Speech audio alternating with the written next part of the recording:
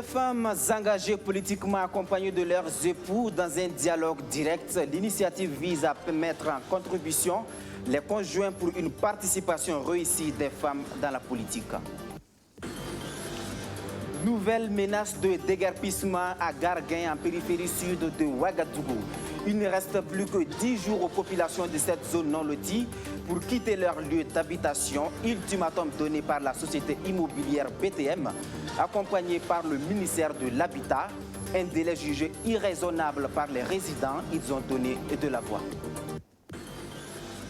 Une interrogation dans ce journal. Que dit la fiscalité burkinabé concernant les dons et autres libéralités dans le cadre de la lutte contre la Covid-19? Eh bien, les dons sont imposés, mais comment, dans quel cadre? Quels sont les seuils concernés? C'est le grand format de cette édition. Voilà pour les grandes articulations. Bonsoir à tous. Cette brève pour commencer, 47 terroristes ont été abattus lors d'une opération antiterroriste menée par le groupe d'action rapide, surveillance et intervention. Une opération de quelques jours qui a connu son point culminant ce 19 mai contre 2 bases terroristes dans la localité de Waribéré dans la Kossi, région de la boucle du Mohon. D'importantes quantités de matériel ont été détruits ou saisis et malheureusement 2 gendarmes ont succombé et 3 autres blessés, selon un communiqué de la direction de la communication et des relations publiques des armées. La crise perdure depuis 3 ans. Elle oppose les résidents de la zone non lotie de Garguin, en périphérie sud de Ouagadougou, à la société immobilière BTM. Avec la médiation de la mairie de l'arrondissement 12, un site a été trouvé pour reloger les populations. Mais problème, 1000 parcelles ont été dégagées pour 1550 personnes recensées. Dans ce contexte, comment faire le partage des lopins de terre? Alors que la solution à cette équation peine à être trouvée, voici qu'un ultimatum tombe. Ils ont jusqu'au 30 mai prochain pour quitter les lieux, une sommation jugée irraisonnable par les populations. Plus de précisions avec Roméo Koïta. Nouveau rebondissement dans le litige foncier qui oppose les résidents de la zone non lotie de Garguin à la société immobilière BTM. Alors qu'on croyait la crise résolue avec l'attribution de parcelles aux populations, la contestation repart de plus belle. Le nombre de parcelles que leur promet la mairie de l'arrondissement 12 est insuffisant, clame-t-elle. 1550 personnes recensées pour 1000 parcelles annoncées. Qu'en est-il du sort des 550 personnes restantes, demande-t-elle. Il y avait un recensement de 1550. Il y a un manquant toujours de 550. Et les 550 personnes, ils rentrent où? Au niveau de l'autorité municipale mise en cause, on est formel sur la question. Au regard de l'insuffisance des parcelles, la priorité a été accordée à ceux qui résident réellement dans la zone. Car selon le maire, il y aurait des opportunistes. Le recensement s'est passé normalement. Il y avait des résidents réels. Il y avait des gens qui vivaient là-bas, qui étaient sous la coupe d'autres personnes qui attendent les parcelles. Mais si on avait reçu les 1550 parcelles, on allait satisfaire tout le monde. Mais on n'a pas reçu 1500 parcelles. On n'a reçu que 1000. Donc on priorise ceux qui sont là-bas et qui sont réellement des résidents. Ça veut dire que c'est eux qui sont dans le besoin. Pour les 550 personnes restantes, Rasmata Compaoré compte poursuivre le plaidoyer auprès de la commune de Komsilga, où se situent les 1000 parcelles déjà attribuées. Mais il y a un autre souci. La société immobilière BTM somme les populations de déguerpir d'ici au 30 mai prochain. Elle considère que ces résidents ont été déjà relogés sur un autre site. La zone en question se trouve dans la commune de Komsilga, à une dizaine de kilomètres de Garguin. Comme on peut le voir sur ces images, les parcelles sont certes bornées, mais aucune maison n'est encore sortie de terre. Seuls quelques ouvriers confectionnent pour l'instant des briques sur le terrain. Le délai du 30 mai est donc irraisonnable selon ces populations. Et quand on dit on veut déguerpir des gens, essayez de voir, vous voyez c'est quelle maison qui est finie. Voilà, et vous voyez ici, je vais vous montrer là, un peu devant. Si vous regardez bien, c'est une école qui est là. Et cette école-là est sur des terrains et des gens. Est-ce qu'on peut venir détruire ou soit faire tomber cette maison, une école, alors que l'école n'est pas encore achevée? pour venir faire tomber cette école pour construire sa parcelle. Selon ces résidents, même s'il y avait la volonté de quitter les lieux, il est pratiquement impossible de déguerpir dans moins de 2 semaines. Mais la mairie se dit impuissante sur cet aspect. L'ultimatum de la société immobilière ayant été déjà validé par le ministère de l'Habitat. Bon, c'est une information, hein. On nous informe simplement que le déguerpissement aura lieu le 30 mai. Voilà, avec la décision de la justice qui est jointe et tout. Et après, la correspondance du ministre est venue le 13 mai pour entériner ce que la société BTM donne comme délai. Et le ministre aussi a été clair, il dit que c'est le 30 mai, le dernier délai pour le déguerpissement. Une médiation est encore possible pour repousser l'échéance du déguerpissement fixée au 30 mai, selon l'édile de l'arrondissement 12, qui ne donne toutefois aucune garantie. Concernant les 1000 personnes attributaires des parcelles, elle les invite à se rendre à la mairie de Komsilga, qui coordonne actuellement les attributions, afin d'entrer en possession de leur lopin de terre. L'initiative est assez atypique. Des femmes engagées en politique accompagnées de leurs époux pour un dialogue direct instauré par le CGD, le Centre pour la gouvernance démocratique et ses partenaires. L'idée, c'est de voir comment les conjoints peuvent accompagner leurs épouses à être politiquement plus épanouies. Ce matin, les échanges ont réuni les femmes des 14 partis représentés à l'Assemblée nationale. Arsène Konditamdi. Des femmes des 14 partis représentés à l'Assemblée nationale à l'école du dialogue sur la participation des femmes en politique. Dans la matinée de ce 20 mai, elles viennent accompagnées de leurs conjoints. Ce cas de dialogue veut mettre les hommes au cœur de l'épanouissement politique des femmes. Vous savez que l'engagement politique n'est pas simple et pour les femmes, c'est encore plus compliqué. La majorité des hommes politiques se présentent avec leur épouse qui les accompagne lors des grandes manifestations. Et il est important que, lorsqu'il s'agit de la femme, que l'époux joue aussi ce rôle d'accompagnement, d'appui. Déjà, le fait d'être avec son épouse, de l'encourager, l'aide à aller de l'avant. Et ça fait déjà un combat en moins pour l'épouse. Joseph Nikema accompagne son épouse militante du Nouveau Temps pour la démocratie à ce dialogue. C'est convaincu qu'avec son appui, sa compagne peut réussir en politique, qu'il est engagé à lui apporter son soutien. Étant donné que c'est quand même une force vive de la nation, hein, les femmes sont comptables en termes de population, en termes de voix électorale. Donc nous jugeons que c'est important de les accompagner. Et même que nous pensons qu'elles peuvent faire mieux. Ce qu'on peut faire, c'est donner des orientations et mener, n'est-ce pas, des débats d'éclaircissement pour se convaincre de ce qu'il faut faire. La coordonnatrice du programme DIPD, Danish Institute for Parties and Democracy, espère qu'au soir des élections du 22 novembre prochain, les femmes de son réseau pourront tirer leur épingle du jeu. Il ne faut pas occulter le fait que nous sommes en année électorale et nous souhaitons que les époux accompagnent leurs femmes dans toutes les séquences du processus électoral. Et nous espérons qu'au soir des élections du 22 novembre, les femmes qui sont membres de notre cadre, on va avoir des députés, des femmes députées, des femmes maires, des femmes conseillères et pourquoi pas des femmes qui seront appelées pour occuper de hautes responsabilités au niveau des instances gouvernementales. Ce cas de dialogue est à sa 2e édition après celle tenue en 2019. Le programme DIPD invite les partis politiques à faciliter l'accès des femmes à des postes de responsabilité.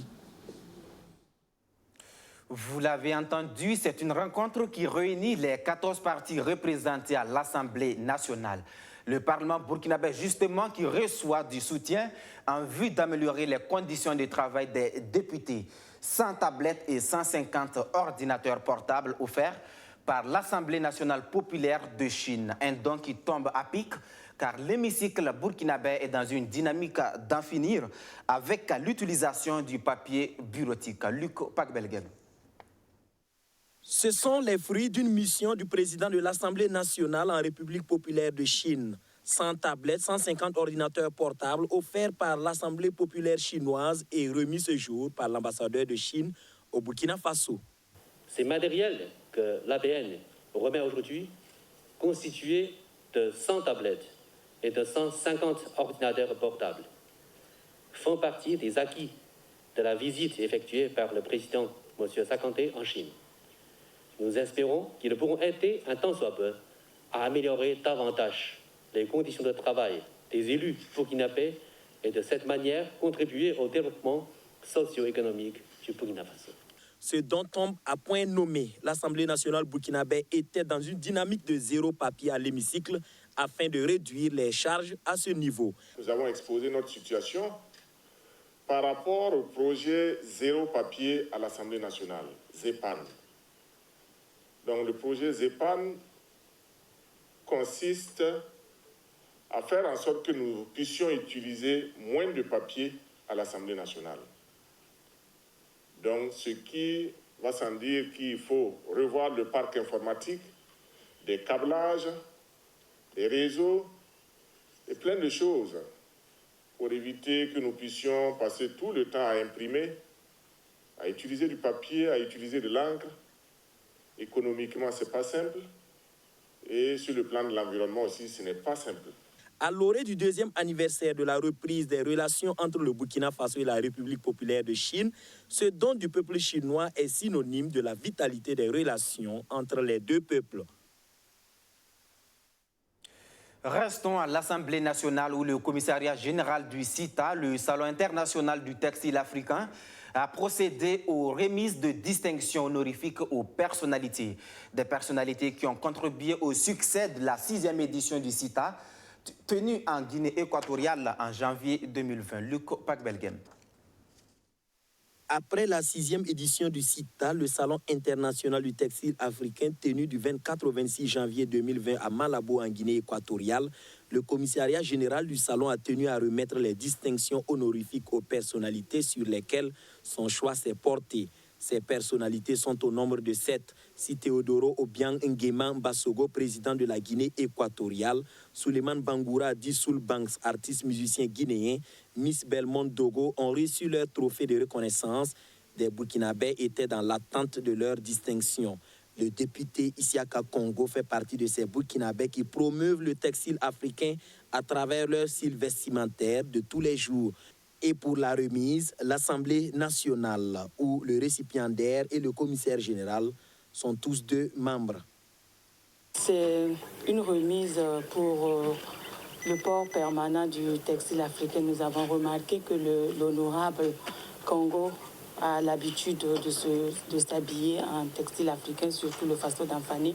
Il est à sa 6e édition et nous prions Dieu pour que chaque année, il puisse s'organiser, chaque année, il puisse se tenir, que ce soit le grand rendez-vous du textile africain, qui devienne le grand rendez-vous, quand je dis le grand rendez-vous, l'unique grand rendez-vous du textile africain. Si l'honorable Congo est récompensé pour la promotion du textile africain, un autre Burkinabé est remercié pour son soutien inestimable à la tenue de la 6e édition. Il s'agit du PDG du groupe Ebomaf. Le CITA est formel, sans Mahamadou Bonkungu. L'édition 2020 du Salon en terre équato-guinéenne se serait tenue difficilement. Si nous allons dire exactement ce qu'il a fait, c'est du jamais vu. C'est du jamais vu dans le milieu du show business et même au niveau de l'événementiel. C'est la première fois au Burkina Faso qu'une activité privée puisse faire voyager plus de 50 Burkinabés en avion aux frais d'un autre État. Et je pense que son patriotisme et le panafricanisme qu'il incarne, nous nous sommes réjouis et ça est en train de faire pousser aussi notre ambition de promouvoir le textile africain. En ce qui me concerne et en ce qui concerne mon groupe, nous sommes disposés pour son accompagnement partout sur le continent africain et même en Europe. Nous sommes disposés à utiliser la force du groupe Ebomaf pour l'appuyer et faire valoir ses idées qui, du moins, restent très panafricains et concernent tout le monde africain. L'accompagnement du patron d'Ebomaf ne se limite pas à un seul soutien.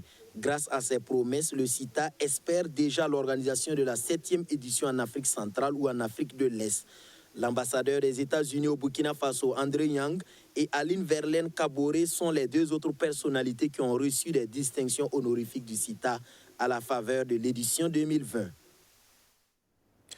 Les chiffres du jour de la COVID-19 au Burkina Faso, le pays enregistre 3 nouveaux cas, dont un importé du Sénégal et 2 à Ouagadougou.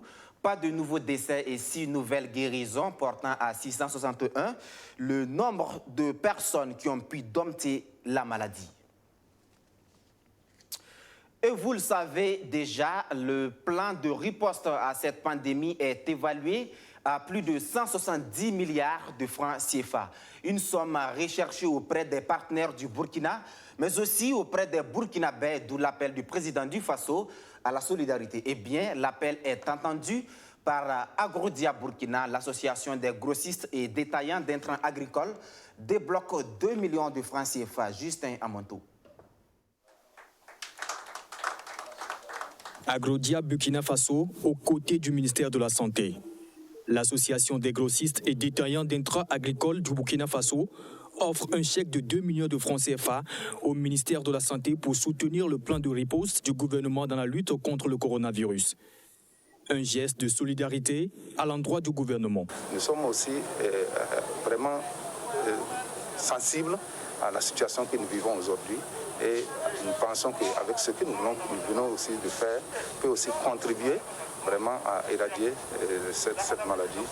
Donc c'est vraiment ces sentiments qui nous ont amenés aussi à venir avec notre petite contribution pour faire parler de nos cœurs, pour montrer que nous sommes aussi vraiment sensibles à la situation que nous vivons aujourd'hui. C'est un don qui va contribuer, comme tous les autres, voilà, à, j'allais dire, renforcer le budget du plan de riposte contre la COVID-19.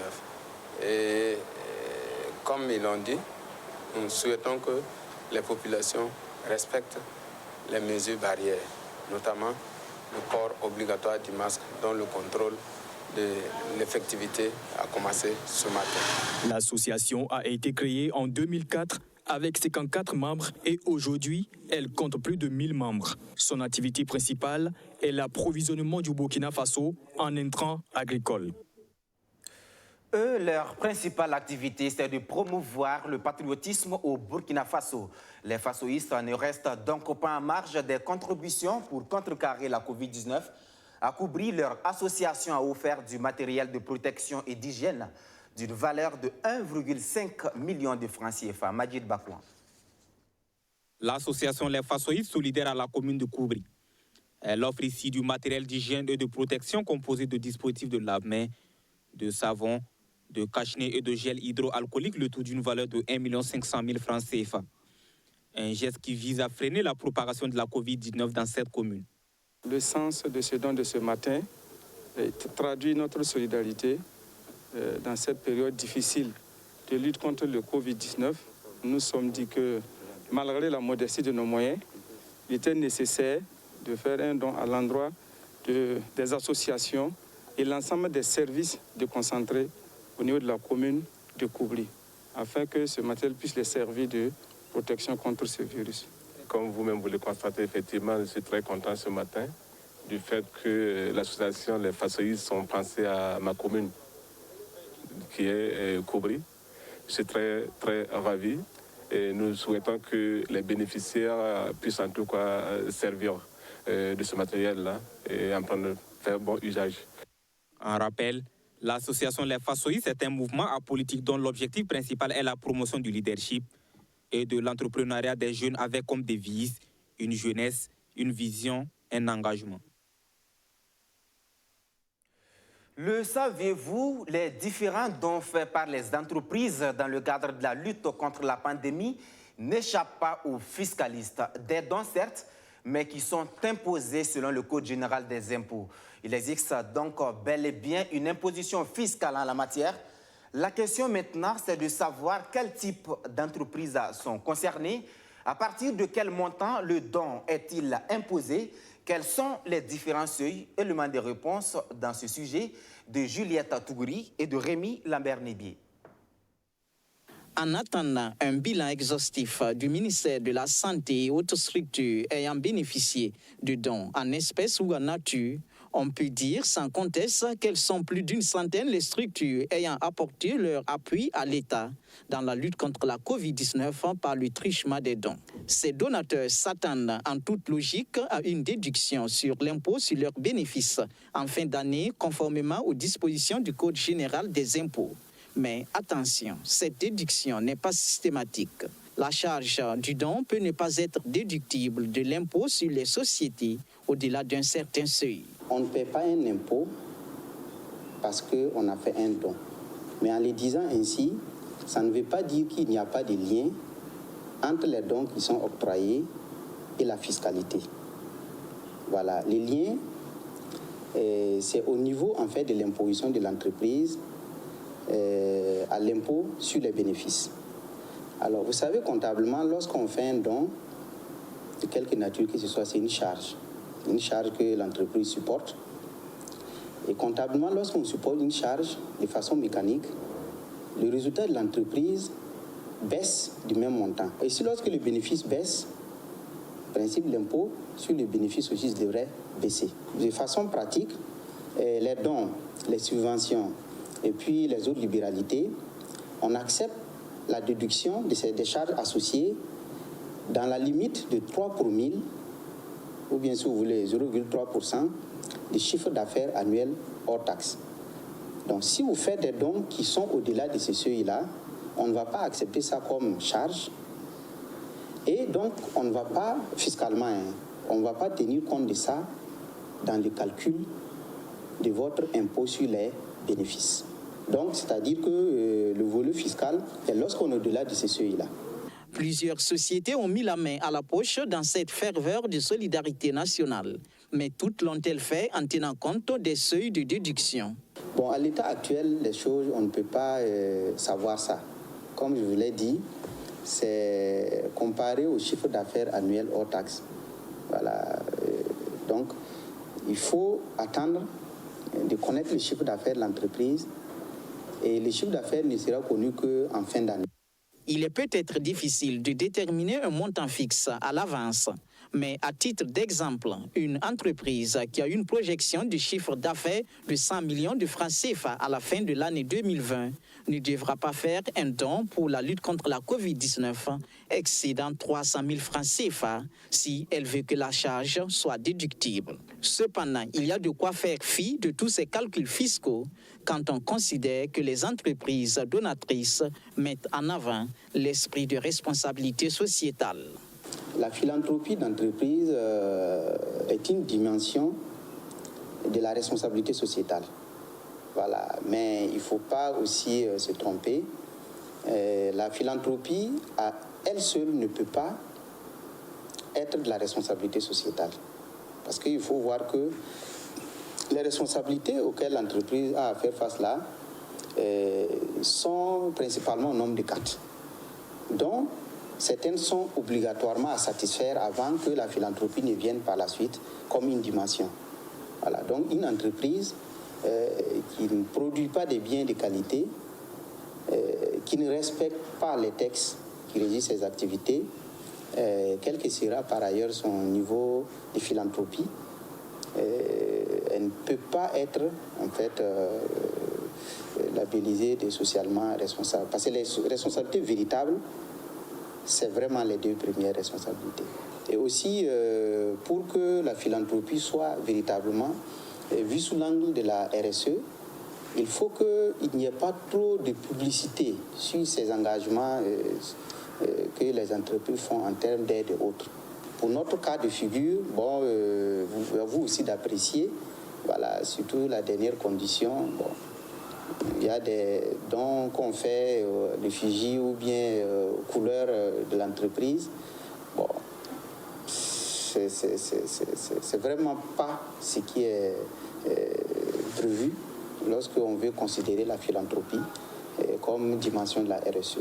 Voilà, cela ressemble beaucoup plus en fait à du marketing, la publicité. Mais en disant ça, j'ai commencé par saluer vraiment cette solidarité Voilà, mais si vous voulez vraiment un avis sur le concept, c'est ça que je développe. On comprend donc aisément que contribuer à la lutte contre la COVID-19 à travers un don, c'est se sacrifier doublement et sans aucun calcul commercial ou prétention publicitaire. Fin de cette édition. Merci à tous de l'avoir suivi. Excellente suite de programme. À vous qui nous faites confiance depuis Bourasso dans la Kossi. À demain pour d'autres actualités.